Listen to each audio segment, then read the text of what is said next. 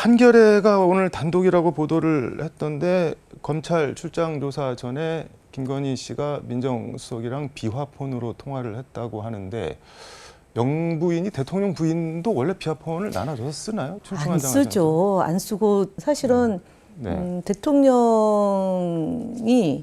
V0가 김건희다. 권력 서열로 놓고 보면 그런 얘기들이 회자가 됐고 그리고 인사나 총선 과정에서 공천 과정, 그다음에 보궐선거 개입 여부 이런 것들을 보면 그래서 12월 3일 날 계엄도 알지 않았냐 이제 그런 의혹 제기가 있어요. 비화폰은 국정 운영을 하는데 필요한 통신 수단이잖아요. 근데 국정 운영을 하는 사람은 아니죠. 대통령 부인은. 그러니까 물론 적절한 역할은 주어지죠. 제2부속실 비서. 그러니까 노무현 정부 때 춘추관장 하셨는데. 네, 비화폰 없어요. 권양순 여사한테 비화폰 안 주죠. 김건희 씨는 본인이 달라고 한 걸까요? 아니면 알아서 준 걸까요? 저녁에 늦은 시간까지 음주를 하면 알코올 중독으로 인한 술을 마시면 그 공백에 누군가는 업무를 처리해야 되니까 그 업무를 하지 않았겠냐. 그리고 왜 용산 건물 쓸 때도 같이 쓰는 거라고 그랬잖아요. 그다음에 이 부속실을 만들지 않았는데 그 이유는 부속실을 같이 쓰는 거였으니까. 대통령 부속실을 영부인이 그냥 같이 있잖아요. 근데 이게 비화폰을 가지고 통화를 했다고 하면은 민정수석이랑만 통화를 했겠느냐? 그건 아니죠. 뭐 국정원장하고도 왜 지난번에 조태용 실장하고도 몇 차례 주고받았다라는 게 나왔고 비화폰으로요?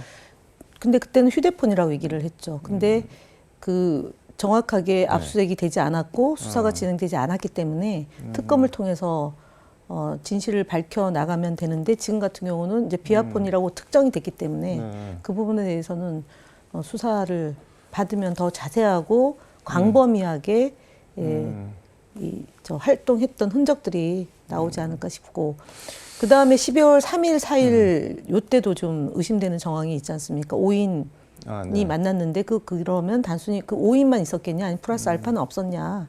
12월 3일, 12월 4일 계엄을 선포하기 직전 상황, 그 다음에 계엄이 해제되는 그 중간 상황, 그 다음 날 5인 회동 때 그러면은 그 삼청동에 있는 안가에서 만났는데 안가라는 거는 대통령 또는 부인이 그 공간 안에 있을 때 쓸 수 있는 공간으로 봐야 됩니다. 예, 없는데 그 공간을 쓸 수는 없죠. 경호실 앞에 이제 이거 우리가 잠깐 쓸게 이렇게 안 되고 반드시 어떻게 안가를 대통령 내외가 없는데 어떻게 씁니까? 대통령의 허락이 있어야지 들어가는 공간이 안가인데요. 그 관저가 있고 안가잖아요. 안가는 대통령 부부의 전용 공간이죠. 그 전용 공간에 5인이 가서 그냥 쓴다? 그건 말이 안 되죠. 다른 외부에 써야죠. 비서실장 그 공간도 있고. 최소한 보고나 무기는 있었던 거네요. 보고 무기도 그거는 제가 볼 때는 지금은 그런 정도로 얘기하는데 적어도 제가 아는 수준의 지식으로는 대통령 내외가 없는데 안가를 쓴다? 그거는 대통령에 대한 모독 아닌가요? 그거는 월권이죠. 근데 김건희 씨 전화를 당시 대통령 부인 전화를 받은 민정수석이 심우정 검찰총장이랑 비화폰으로 또 뭐 통화를 했다고 하는데 근데 약간 공교롭다는 생각이 드는 게 영부인이 민정수석한테 전화를 했더니 민정수석이 검찰총장한테 전화를 했다. 이건 누가 봐도 약간 뭐 안 맞는 거죠. 근데 본인들은 그냥 검찰 관련한 일반 사무 얘기했다 뭐 이렇게. 그래도 안 맞는 거죠. 이건 뭐 수사로 가려야 될 것 같은데. 그 12월 4일 날 만났던 사람이잖아요, 민정수석이. 그러면은 계엄 이후 상황에 대해서 대비하지 않았나? 그러면은 전혀 몰랐다고 하는데 부인이 알았으면 혼냈을 거다라고 얘기를 했는데 그거랑 또 안 맞는 거죠. 근데 무슨 김건희 씨는 뭐 샤넬백을 받았는데 뭐 구두로 또 뭐 바꿨다. 그래서 근데 뭐, 사실은 샤넬백에 대해서는 사실이 아니다, 몰랐다, 받지 않았다, 버렸다 이렇게 얘기했었잖아요. 처음에는. 근데 시간이 지나면서 계속 말이 바뀌는 거잖아요. 행정관이 가서 21g 대표랑 VVVIP랑 같이 가서 교환했다. 200만 원 웃돈을 주고 교환했다 이런 건데 그리고 어디에 있느냐 물었더니 뭐 모른다고 했다가 이제 경기도 모처에 있는데 신발은 신발 사이즈가 나오면 누가 신었는지 알 수 있는 거죠. 대장에 다 있다고 봐야죠.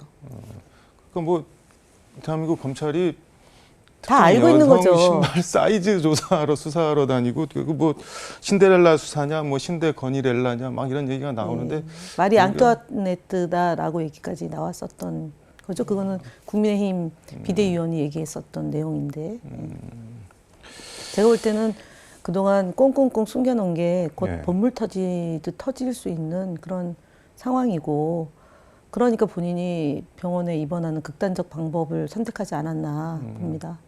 이게 입원한다고 피해질 수가 있는 없죠. 게 아닐 그러니까 텐데. 예전에 재벌가들이 네. 하는 흉내, 그 또 실체어 뭐 이런 식으로 이제 아픈 사람 뭐 퍼포먼스 하면서 마치 연민을 불러일으켜서 태극기 부대가 우리 대통령 부부 뭐 지키자 구속 반대 뭐 이런 걸 하기 위한 전 단계 그리고 그 왜 조화나 화한 같은 거 막 그 저 법무부 근처에 막 세워놓고 그다음에 뭐 헌법재판소에 그런 거 하고 이런 거 보면 그런 움직임들이 조직적으로 있어 왔잖아요. 그게 이제 예를 들어서 리박 스쿨의 그 저 손효숙, 그다음에 전강훈, 그다음에 극우 유튜버, 그다음에 극우 매체들하고 연결돼서 댓글 공작하고 그리고 이제 옛날 국정원이 했던 그런 방식으로 지금 그 사상 교육 시켜서